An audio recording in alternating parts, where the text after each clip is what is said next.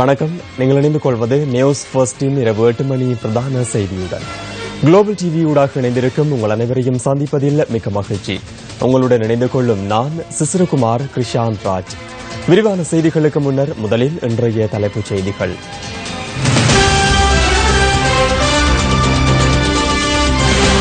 திருக்குடவலைக்கு ஜனாதிபதி விஜயம். வடமாகாண அபிவிருத்தி பணிகளில் கொழும்பு அலுவலகங்கள் ஆதிக்கம் செலுத்த முடியாது, முதல்வர் விக்னேஸ்வரன் கருத்து. கல்குடா மது உற்பத்தி தொழிற்சாலை விவகாரம், கூட்டமைப்பு உறுப்பினர்களிடையே முரண்பாடு.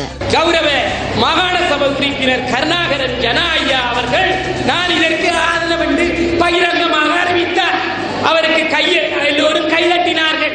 ஆகவே அதன் நிலைமையின் காரணமாக அந்த கூட்டத்தில்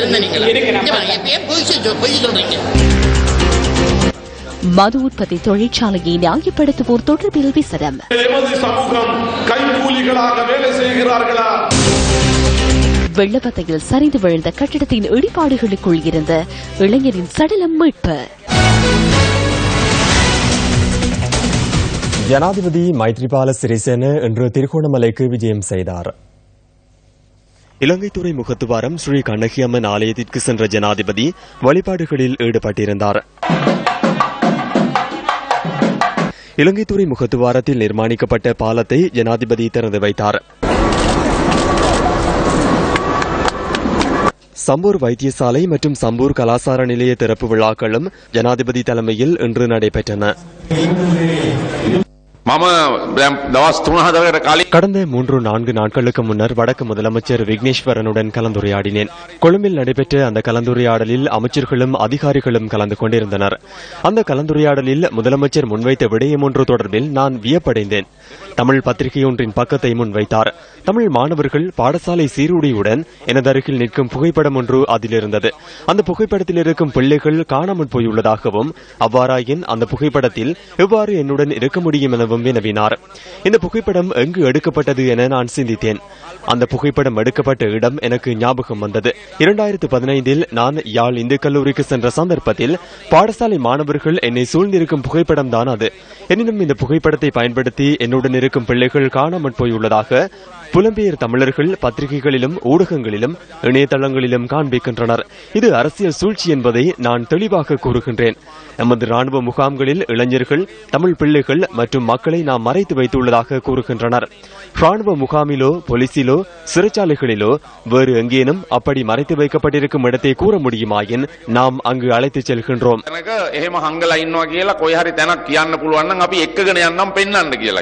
மக்களுக்கு சொந்தமான காணி மக்களுடைய சம்மதம் இல்லாமல் முதலீட்டு சபையினால் ஒரு தனியார் நிறுவனத்திற்கு கொடுக்கப்பட்டு அவர்கள் இங்கே ஒரு பாரிய தொழிற்சாலை அமைப்பதற்கு ஒழுங்கு செய்திருந்தார்கள். அந்த நேரத்தில் தான் அபிதமான ஒழுங்குகள் ரத்து செய்யப்பட்டு இந்த காணி மக்களுக்கு கொடுக்கப்பட்டது.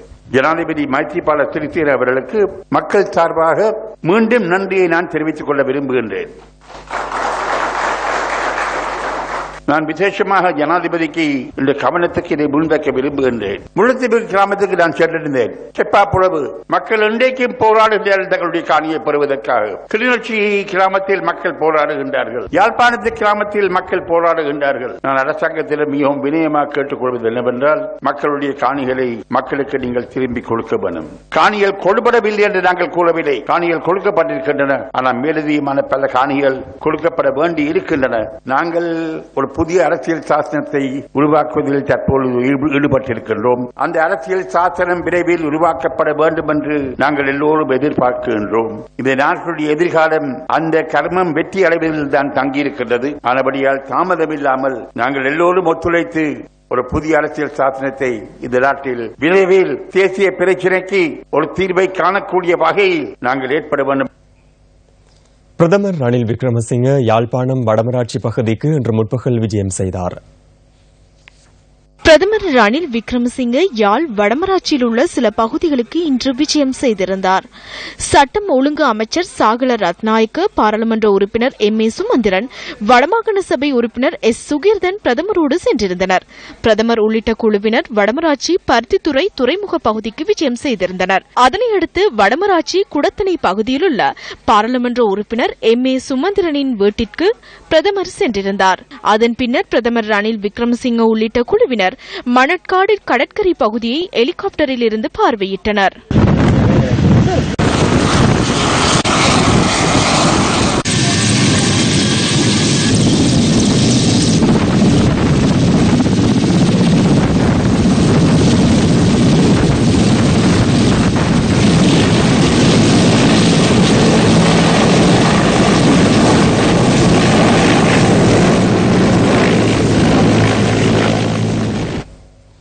இதேவேளை யாழ்ப்பாணத்தில் நேற்று நடைபெற்ற அபிவிருத்தி தொடர்பான கலந்துரையாடலிலும் பிரதமர் கலந்து கொண்டிருந்தார். சமாதானத்தினால் பெறப்படும் அனுகூலங்களை யாழ்ப்பாண மக்கள், அதிலும் விசேடமாக மீள்குடியமர்த்தப்பட்ட மக்கள் கட்டாயம் பெற்றுக்கொள்ள வேண்டும். சமாதானம் அனைவருக்குமானது.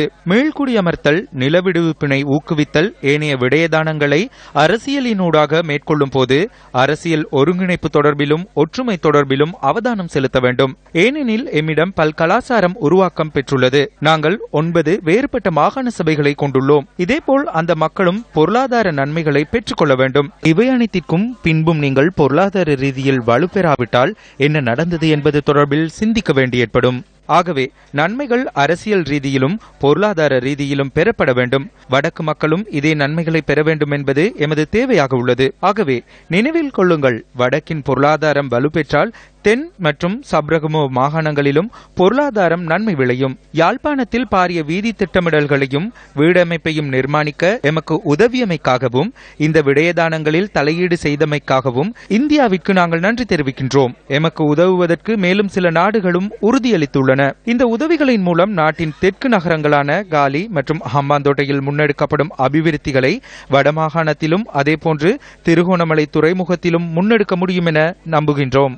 Our economic development must ensure that we, the people of this province, are at the helm of our own affairs. எமது பொருளாதார அபிவிருத்தி எமது மக்களின் கட்டுப்பாட்டில் இருப்பது உறுதி செய்யப்பட வேண்டும். ஏனைய முதலீட்டாளர்களின் நன்மையை பெற்றுக்கொள்ளக்கூடிய ஒரு மாகாணமாக நாம் இருக்க முடியாது. நாம் எமது பாரம்பரியம் தொடர்பில் பெருமை அடைகின்றோம். மற்றையவர்களின் ஆதிக்கத்திற்கு உட்படாமல் எமது வாழ்வை எமது நிலைப்பாட்டில் கொண்டு செல்லவே நாம் விரும்புகின்றோம். எனினும் அரசியலில் கூட்டாட்சி போன்று பொருளாதாரத்தில் இணைந்த கூட்டுறவு முறையை வரவேற்கின்றோம். தனியார் மற்றும் பங்குடைமை தொடர்பிலான முன்னுரிமை எமது உள்ளக முதலீட்டாளர்களுக்கு வழங்கப்பட வேண்டும். எமது புலம்பெயர் முதலீட்டாளர்களுக்கு அடுத்த இடம் வழங்கப்பட வேண்டும். அதன் பின்னர் வெளியகத்தவர்களுக்கு வாய்ப்பு வழங்கப்பட வேண்டும். எமது பிராந்திய தொழில்துறைக்கே முன்னுரிமை வழங்கப்பட வேண்டும். அதன் பின்னர் எமது மாகாண தொழில்துறைக்கு முன்னுரிமை வழங்கப்பட வேண்டும். அதன் பின்னரே ஏனையவர்களுக்கு வாய்ப்பு வழங்கப்பட வேண்டும். சுற்றுச்சூழல் தொடர்பில் அவதானம் மேலோங்கும் போது எமது உள்ளக சூழலியலாளர்கள் அதிகாரிகளின் கருத்துக்கள் தொடர்பில் அவதானம் செலுத்தப்பட வேண்டும். எமது பகுதியில் இடம்பெறும் உள்ளக முதலீடுகள் மற்றும் பொருளாதார மீளுருவாக்கத்தில் கொழும்பில் உள்ள காரியாலயங்கள் மேலோங்குகை செய்வதை எம்மால் ஏற்றுக்கொள்ள முடியாது. எமது வடமாகாண சபை மற்றும் அதில் தெரிவு செய்யப்பட்ட பிரதிநிதிகள் முதலீடுகள் தொடர்பில் அவதானம் செலுத்துவது அவசியம். போதையிலிருந்து விடுதலை பெற்ற சக வாழ்வுடன் கூடிய வாழ்வு என்ற துணிப்பொருளில் மட்டக்களப்பில் இன்று பேரணி ஒன்று நடைபெற்றது. பாடசாலை மாணவர்களுக்கும் இளைஞர்களுக்கும் விழிப்புணர்வு வழங்கும் வகையில் கிராமிய பொருளாதார அலுவலர்கள் அமைச்சின் அனுசரணையுடன் மட்டக்களப்பு மாவட்ட செயலகம் இந்த பேரணியை ஏற்பாடு செய்திருந்தது. இந்த நிகழ்வில் கலந்து கொண்ட தமிழ் தேசிய கூட்டமைப்பின் உறுப்பினர்களுக்கிடையே கல்குடா மதுபான உற்பத்தி தொழிற்சாலை தொடர்பில் கருத்து மோதல் ஏற்பட்டது.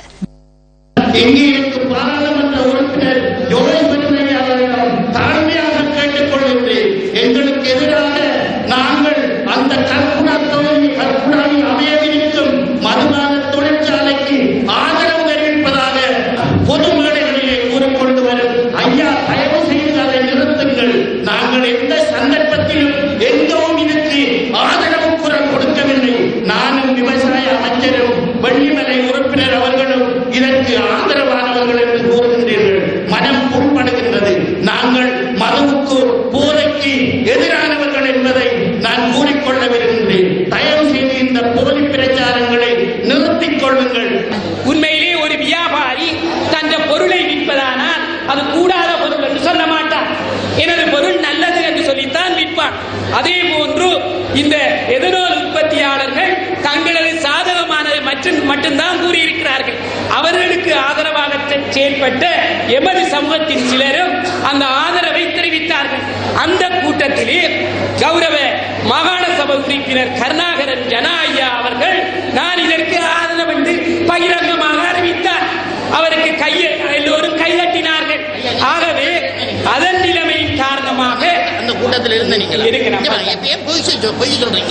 ஆகவே அதன் நிலைமையின் காரணமாகவும் கையொப்ப விடாமையின் காரணமாகவும் அவரும் ஆதரவு என்று தெரிவித்திருக்கிறேன்.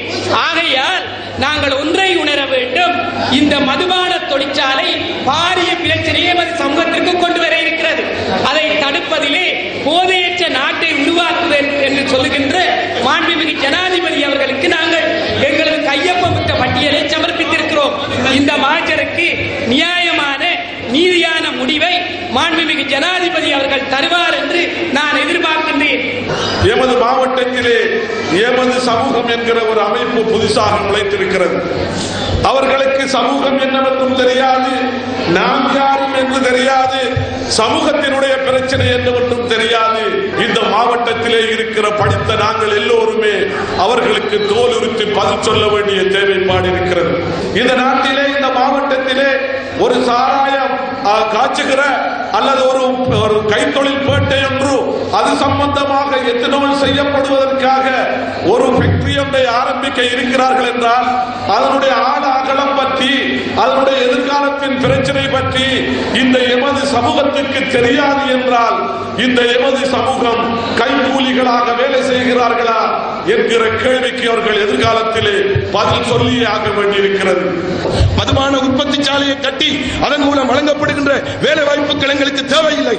கல்குடா என்பது முழு இலங்கைக்குமே மதுபானத்தை விநியோகிக்க போகின்ற ஒரு அத்திவாரமாக அமையப் போவதை நாங்கள் எந்த விதத்திலும் அனுமதிக்க முடியாது. இருக்கின்ற மதுபான நிலையங்களை நாங்கள் குறைக்க வேண்டும். இந்த மதுபான உற்பத்தி சாலைக்கு வெங்காயத்தனமான தேவையில்லாத விளக்கங்களுக்கு நாங்கள் ஒருபோதும் அனுமதிக்கவில்லை, அதை கேட்கப் போவதும் இல்லை.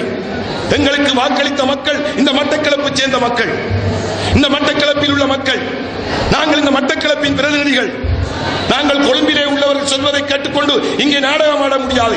இந்த மண்ணின் மக்கள் வாக்களித்திருக்கிறார்கள். இந்த மக்களுக்காகவே நாங்கள் எங்களை தியாகம் செய்து போராட தயாராக இருக்கின்றோம்.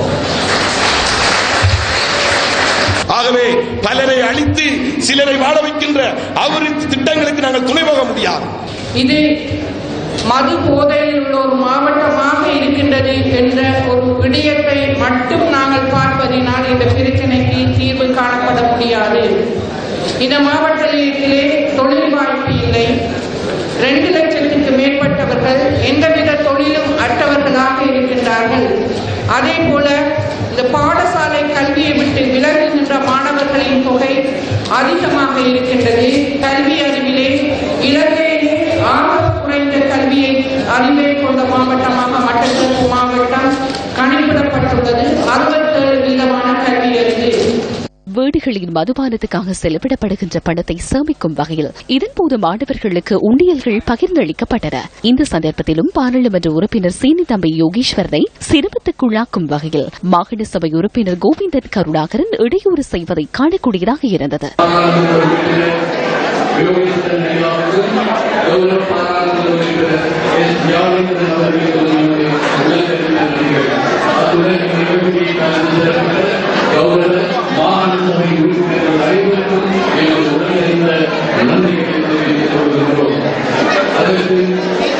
அடுத்ததாக இந்த நிகழ்ச்சியை மாவட்ட அரசாங்க அவர்களுக்கு எமது நன்றிகளை தெரிவிப்பதோடு இந்த நிகழ்ச்சியை நடந்து சிறப்பித்த எமது அரசாங்க அதிபர் அவர்களுக்கும் எமது மாவட்டத்தில் பொறுப்பாளர். இதேவேளை கல்குடா மதுபான உற்பத்தி தொழிற்சாலை தொடர்பில் தெளிவுபடுத்தும் வகையில் நடத்தப்பட்ட கூட்டத்திலும் கிழக்கு மாகாண சபை உறுப்பினர் கோவிந்தன் கருணாகரன் கலந்து கொண்டதாக கடந்த ஏப்ரல் மாதம் 23ஆம் தேதி இரவு தகவல் வெளியானது. ஜனாதிபதியின் வழிகாட்டலில் முன்னெடுக்கப்படும் நிலமெகவர நடமாடும் சேவை கிளிநொச்சியில் இன்று நடைபெற்றது. உள்நாட்டு அலுவல்கள் அமைச்சின் ஏற்பாட்டில் கிளிநொச்சி தர்மபுரம் மத்திய கல்லூரியில் நடைபெற்ற இந்த நிகழ்வில் உள்நாட்டு அலுவல்கள் அமைச்சர் வஜ்ர அபேவர்தனவும் கலந்து கொண்டிருந்தார். கடந்த காலத்தோடு ஒப்பிடும்போது எங்களுக்கு வெகு கூடிய சீக்கிரத்தில் தீர்வு கிடைக்கும் என்று நாங்கள் எண்ணியிருந்தோம். ஆனால் இன்றைய காலகட்டத்தில் நாங்கள் தீர்வு எப்பயோ ஒரு நாள் கிடைக்கும், அதை நாங்கள் எதிர்பார்த்து கொண்டு இருக்காது. எப்பொழுது கடவுள் எங்களுக்கு இந்த தீர்வை வழங்க வேண்டும் என்று அவர் கருணை கூறுகின்றாரோ அன்றைக்கு தான் தீர்வு. ஐக்கிய தேசிய கட்சி ஆட்சி காலத்தில் தமிழீழ விடுதலை புலிகள் உட்பட அனைவரும் கொழும்பு சென்று தங்களுடைய சொந்த தேவைகளை பூர்த்தி செய்து மீண்டும் இங்கே வரக்கூடிய ஒரு நிலை அந்த காலத்தில் தான் ஏற்பட்டிருந்தது. அதை தீர்வு சம்பந்தமாக நிரந்தரமான ஒரு தீர்வை முன்வைத்து ஐக்கிய தேசிய கட்சிக்கு வாக்களிக்கவில்லை. அன்றைய தினம் நாங்கள் எங்கு இருக்கின்றோம் அதற்கு நாங்கள் கட்டுப்பட வேண்டிய ஒரு முக்கியம் இருக்கின்றது. நாங்கள் கட்டுப்பட்டோம். ஆகையால் நாங்கள் அன்று விட்ட ஒரு தவறினால் இன்று நாங்கள் அனைத்தையுமே இழந்து விட்டோம். வீதியிலே நிற்கின்றோம். இதை நாங்கள் கட்டி எழுப்புவதற்கு திருப்பி ஒரு 30 வருடம் கொடுத்தாலும் எங்களால் இயலாது. அதிலும் கல்விமான்கள் பாதிக்கப்பட்டிருக்கின்றார்கள். சில வேளைகளில் அவர்களுக்கு வெடி வைத்திருக்கின்றார்கள். அதேபோல் சில ஊடகவியலாளர்களை எடுத்துக்கொண்டால் நிமலராஜன், லசந்த விக்ரமதுங்க, சிவராம் இப்படியானவர்களுக்கு அவர்கள் படுகொலை செய்யப்பட்டிருக்கின்றனர். பிரதமரோடு துறைமுகம், பலாலி விமானத்தளம், வேலையற்ற பட்டதாரிகள், வேலையற்ற பெண்கள், புனர்வாழ்வு பெற்ற இளைஞர்கள் அவர்களுக்கெல்லாம் வேலைவாய்ப்பை பெறுவதற்கு அவர்களுக்கும் வேலைவாய்ப்புகளை வழங்கக்கூடிய முறையில் ஆடை தொழிற்சாலை போன்ற தொழிலை நீங்கள் இங்கே ஆரம்பிக்க வேண்டும் என்று நேற்றும் கேட்டு அதற்கான உடன்பாட்டையும் எங்களுக்கு தந்திருக்கின்றார். தொழில்துறைகள் அளிக்கப்பட்டு விட்டன. அதை கட்டியெழுப்பதற்காக அதற்கு வடக்கு மாகாண சபையும் பாராளுமன்ற உறுப்பினர்கள் எல்லோருமாக நாங்கள் ஒன்றுபட்டு சிறந்த நிபுணத்துவம் வாய்ந்தவர்களை அதற்கான திட்டங்களை வகுத்து அந்த அமைப்புக்கு ஊடாக ஒரு கூட்டிணைந்த அமைப்புக்கு ஊடாக அந்த பொருளாதார கட்டமைப்பை உருவாக்குவதற்காக அதை அடைவதற்காக அதை நிறைவேற்றுவதற்காக நாங்கள் செயல்படுவோம். அதற்கான தீர்மானத்தை நேற்று எடுத்திருக்கிறோம். மண்சரிவு அபாயம் காரணமாக புலத்கோகுப்பிட்டிய எதுராபோல மக்கள் கடந்த வருடம் தமது குடியிருப்புகளில் இருந்து வெளியேறினர். எனினும் அந்த மக்கள் தொடர்ந்தும் தற்காலிக கூடாரங்களில் வாழ்வதற்கு நிர்பந்திக்கப்பட்டுள்ளனர். சீரற்ற வானிலையின் போது வெளியேறுவதும் பின்னர் இருப்பிடங்களுக்கு செல்வதுமாக எதிராப்புல மக்களின் கடந்த கால வாழ்க்கை நகர்ந்தது. எனினும் குடியிருப்பு பகுதி மயான பூமியாக மாற்றமடையக்கூடும் என்ற அச்சத்தினால் இந்த மக்கள் இருப்பிடங்களிலிருந்து வேறு இடத்துக்கு சென்றனர். இவ்வாறு வெளியேறிய மக்களின் வாழ்க்கை ஒரு வருடமாக தற்காலிக கூடாரங்களுக்குள் முடங்கியுள்ளது. 10 குடும்பங்களைச் சேர்ந்தவர்கள் எந்தவித வசதியுமற்ற இவ்வாறான கூடாரங்களுக்குள்ளேயே வாழ்ந்து வருகின்றனர். அந்த சின்ன பிள்ளைங்களை வச்சுக்கிட்டு படாத அவதிப்பட காத்து மழை வந்து அது கூடாரமெல்லாம் தூக்குதுங்க. அப்படியே நாங்க அப்படியே உண்டிக்கிட்டு உட்காந்துக்கிட்டு இருப்போங்க. ஒன்னும் எங்களை வந்து பார்த்து எடுத்து இந்த வீடுகளை கட்டி கொடுப்போம் வெள்ளனா அப்படிங்கிறது இல்லைங்க. தண்ணிக்கு மிச்சம் கஷ்டங்க. பனி இருந்து தண்ணி இப்ப ஒரு வருஷமா தூக்குறோங்க. வானிலை மாற்றத்தினால் வாழ்வியலில் அவலம்பிக்கும் மாற்றம் நேரும் முன்னர் இந்த மக்களுக்கு நிரந்தர தீர்வு பெற்றுக் கொடுக்கப்படுமா? இந்த கூடாரத்துல தண்ணி வருது, ஒழுகுது. இரவுக்கு மழை வந்தாக்கா தூங்கவும் இயலாது. அந்த நேரத்துல படுக்கையெல்லாம் சுட்டிக்கிட்டு எந்திரிச்சு உட்காந்துதாங்க இருப்போம். மந்திரிமாரு ஓட்டு கிடைச்ச கேட்கற நேரம் மட்டும்தான் வர்றாங்க, வந்து எங்கிட்ட ஓட்டு கேட்கறாங்க. இந்த தொழிலாளி இந்த மக்கள் இப்படி கஷ்டமா இருக்கு, அவங்க போய் பாப்போம் பிடிப்போம்னு யாருமே எவருமே இவ்வளவு காலத்துக்கு எங்களை வந்து எதுவும் கவனிக்கவே மாட்டேங்கிறாங்க. அரசியல்வாதிங்க வந்து ஓட்டுக்கு மட்டும் தொழிலாளியை பெருசா நினைக்கிறாங்க. அதுபாடு எங்களை யாரும் கணக்கெடுக்கிறது இல்ல. பிள்ளைங்களுக்கு படிக்கவும் இயலாது, வெயில் காலத்துல இருக்க இயலாது. மழை கூடாரத்துக்கு தண்ணி போகுது. உங்களுக்கு எவ்வளவு காலமா சொல்லிக்க இருக்கோம், இதுவரைக்கும் எந்த அரசியல்வாதி இதை என்னன்னு பார்க்கல. பாதுகாப்பான இடத்தில் வீடுகளை நிர்மாணித்து கொடுப்பதற்கு விரைந்து நடவடிக்கை எடுக்க வேண்டும் என்பதே இந்த மக்களின் ஏகோபித்த எதிர்பார்ப்பு.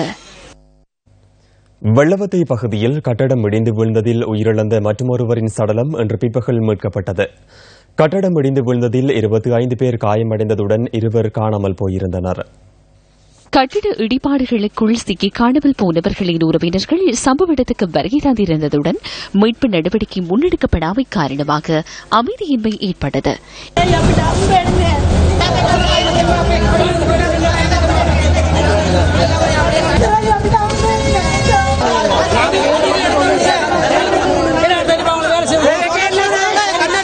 இதனையடுத்து விசேட செயற்பாடுகளின் மூலம் தேடுதல் நடவடிக்கைகள் ஆரம்பிக்கப்பட்டன. இதன் விளைவாக இன்று பிற்பகல் இளைஞர் ஒருவரின் சடலம் மீட்கப்பட்டதாக போலீசார் குறிப்பிட்டனர். ஹட்டன் பகுதியைச் சேர்ந்த இளைஞரின் சடலமை மீட்கப்பட்டுள்ளதுடன் களுப்புவில போதனா வைத்தியசாலைக்கு சடலம் கொண்டு செல்லப்பட்டுள்ளதாக போலீசார் கூறினர். இதேவேளை இடிந்து விழுந்த கட்டிடத்துக்கு அண்மையில் கால்வாய்க்கரையில் இருபுறமும் நிர்மாணிக்கப்பட்டுள்ள கட்டிடங்கள் தொடர்பில் நாங்கள் இன்று கண்காணிப்பில் ஈடுபட்டிருந்தோம். பல கட்டிடங்கள் அனுமதியில்லாமல் நிர்மாணிக்கப்பட்டுள்ளமை உறுதி செய்யப்பட்டுள்ளது. அடுத்து சக்தியின் தேடல்.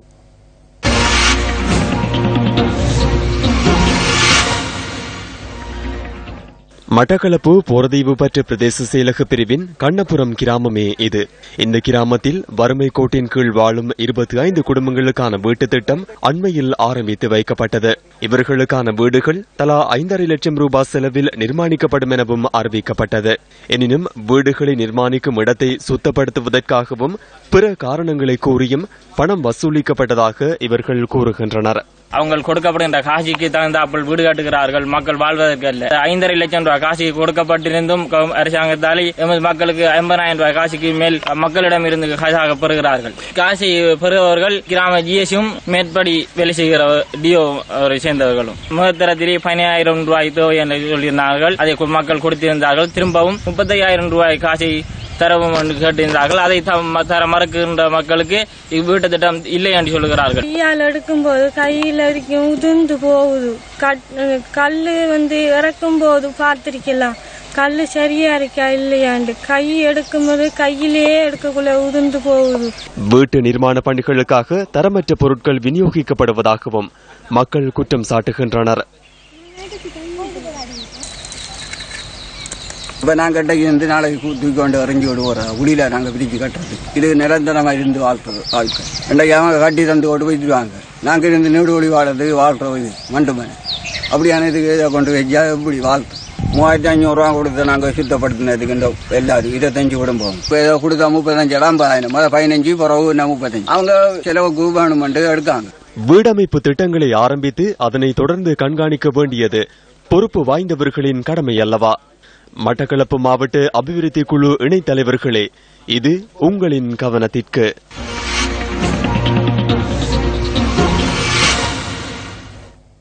மட்டக்களப்பு ஆரியம்பதி பகுதியில் வணக்கஸ்தலம் ஒன்றின் மண்டபம் இன்று பிற்பகல் இடிந்து வீழ்ந்ததில் 8 பேர் காயமடைந்துள்ளனர். காயமடைந்தவர்கள் மட்டக்களப்பு போதனா வைத்தியசாலையில் அனுமதிக்கப்பட்டுள்ளனர். இன்று மாலை 3 மணி அளவில் இந்த சம்பவம் இடம்பெற்றுள்ளதாக போலீசார் குறிப்பிட்டனர். 4 பெக்கோ இயந்திரங்கள் பயன்படுத்தப்பட்டு மீட்பு பணிகள் ஆரம்பிக்கப்பட்டுள்ளதாக போலீசார் தெரிவித்தனர். காத்தான்குடி போலீசார் சம்பவம் தொடர்பில் விசாரணைகளை ஆரம்பித்துள்ளனர்.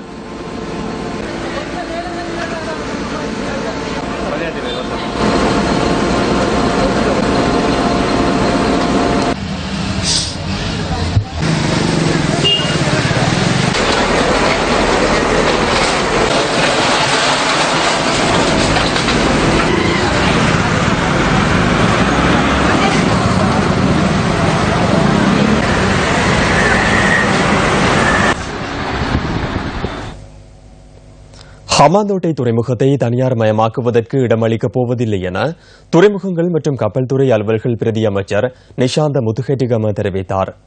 நேற்று இடம்பெற்ற சடன அரசியல் நிகழ்ச்சியில் கலந்து கொண்டு அவர் இதனை குறிப்பிட்டார். ஹம்பாந்தோட்டை துறைமுகத்தை சீனாவுக்கு வழங்கப் போவதாக துறைமுக ஊழியர்கள் மற்றும் தொழிற்சங்கங்கள் தற்போது கூறுகின்றன. இது தொடர்பில் உண்மை நிலைமை என்ன? ஹம்பாந்தோட்டை துறைமுகத்தை முதலீட்டாளர்களுக்கு வழங்குவது தொடர்பில் இந்த வாரம் அமைச்சரவை பத்திரம் உள்ளது. தற்போதைய துறைமுக மற்றும் கப்பல் துறை அமைச்சர் அமைச்சரவை பத்திரத்தை முன்வைத்துள்ளார். எனது கையில் உள்ளது. கொழும்பு துறைமுகத்தின் இறங்குதுறை சிலவற்றை வரி குத்தகை அடிப்படையில் வழங்கியுள்ளமை இதில் விளக்கமாக உள்ளது. அவ்வாறான வரி குத்தகைக்கு முதலீட்டாளர்களை வருமாறு கூறுகின்றோம். 30, 40, 50, 98 வருட குத்தகை அல்லாது நியாயமாக செயற்படுவோம். துறைமுக அதிகார சபை ஒன்று நாட்டில் உள்ளது. அதனை பின்தள்ளி இலங்கை துறைமுக நிறுவனம் ஒன்றை ஹம்பாந்தோட்டையில் நிறுவும் முயற்சியை நிறுத்துங்கள். துறைமுகங்கள் அதிகார சபை சட்டத்தில் உள்ள குறைபாடுகளை திருத்தாமல் வழங்குவதற்கு முயற்சிக்கின்றமையே பிரச்சினையாகும். துறைமுகத்துக்கு அருகில் உள்ள காணிகளை விற்பதற்கு திட்டமிடப்பட்டுள்ளதா? உண்மையை நாட்டுக்கு கூறுங்கள். ஜனாதிபதி மைத்ரிபால சிறிசேன ஜனாதிபதியாக இருக்கும் வரை விற்பதற்கு இடமளிக்கப்பட மாட்டாது. அவரே இத்தகைய செயற்பாடுகளை நிறுத்தியுள்ளார். இதனை வழங்குவதற்கு அமைச்சர்கள் பலர் முன்னிற்கின்றனர். யார் அந்த அமைச்சர்கள்? வெளிப்படுத்துவோம். அடுத்த வாரத்திற்குள் ஜனாதிபதி இதற்கு தீர்வு எட்ட நடவடிக்கை எடுப்பார். அவசியமான வரி மற்றும் முதலீடுகளை கொண்டு வருவதற்கான திட்டத்தை நாம் உருவாக்கியிருந்தோம். எனினும் அது செயற்படுத்தப்படவில்லை. இந்த போராட்டத்தில் இறுதிக்கட்டத்தில் நாம் இருக்கின்றோம். துறைமுகத்தை சீனாவிற்கு வழங்குவதற்கு நாம் இடமளிக்க மாட்டோம். முதலீட்டாளர் என்ற வகையில் சட்ட ரீதியான ஒப்பந்தத்தின் அடிப்படையில் சீனாவிற்கு அழைப்பு விடுக்கின்றோம். தலவாக்கலை பேர்கம் தோட்ட தொழிலாளர்கள் இன்று ஆர்ப்பாட்டத்தில் ஈடுபட்டனர். தொழிற்சாலை மூடப்பட்டுள்ளதால் தமது வாழ்வாதாரம் பாதிக்கப்பட்டுள்ளதாக தெரிவித்தும் தமக்கான அடிப்படை வசதிகளை ஏற்படுத்திக் கொடுக்குமாறு வலியுறுத்தியும் இந்த ஆர்ப்பாட்டம் நடத்தப்பட்டது. மூடப்பட்ட தொழிற்சாலைக்கு முன்பாக கூடிய தொழிலாளர்கள் ஆர்ப்பாட்டத்தில் ஈடுபட்டனர்.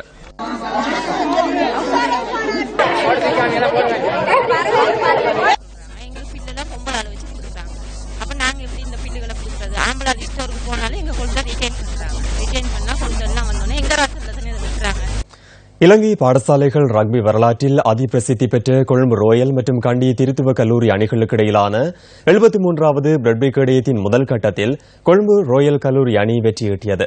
இதன் மூலம் அகில இலங்கை பாடசாலைகள் ரக்பி லீக் பட்டத்தையும் ரோயல் கல்லூரி அணி உறுதி செய்தது.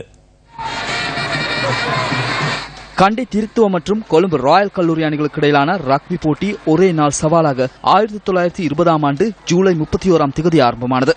பின்னர் 2 கட்டங்களை கொண்ட போட்டியாக மாறிய பிரெட்பி கேடயம் 73வது தடவையாக இந்த முறை நடைபெறுகிறது. கண்டி பல்கலை மைதானத்தில் இன்று மாலை நடைபெற்ற முதல் கட்டத்தில் ராயல் கல்லூரி அணி 10-5 எனும் புள்ளிகள் கணக்கில் முதல் பகுதி ஆட்டத்தில் முன்னிலை வகித்தது. இரண்டாம் கட்டத்தில் 2 அணிகளும் தலா 12 புள்ளிகளை சுவீகரித்தன. அதற்கமைய 22-17 எனும் புள்ளிகள் கணக்கில் ராயல் கல்லூரி அணி முதல் கட்டத்தை தன்வசப்படுத்தியது. பிரெட்பி கேடய ரக்பி போட்டியின் இரண்டாம் கட்டம் எதிர்வரும் ஜூன் 3ஆம் தேதி கொழும்பு ராயல் கல்லூரியின் விளையாட்டு தொகுதியில் நடைபெறவுள்ளது. பிரெட்பி கேடய வரலாற்றில் இதுவரை திருத்துவ அணி 39 தடவைகளும் ராயல் கல்லூரி அணி 31 தடவைகளும் வெற்றி பெற்றுள்ளதும் இங்கு குறிப்பிடத்தக்கது. இதேவேளை கடந்த சில மாதங்களாக நடைபெற்று வந்த அகில இலங்கை பாடசாலைகள் ரக்பி லீக் போட்டிகளில் சாம்பியன் ஆவதையும் ராயல் கல்லூரி அணி இன்றைய தினத்தில் உறுதி செய்து கொண்டது. மீண்டும் சந்திக்கலாம். நியூஸ் ஃபர்ஸ்டின் இரவு 10:45 பிரதான செய்தியில். வணக்கம்.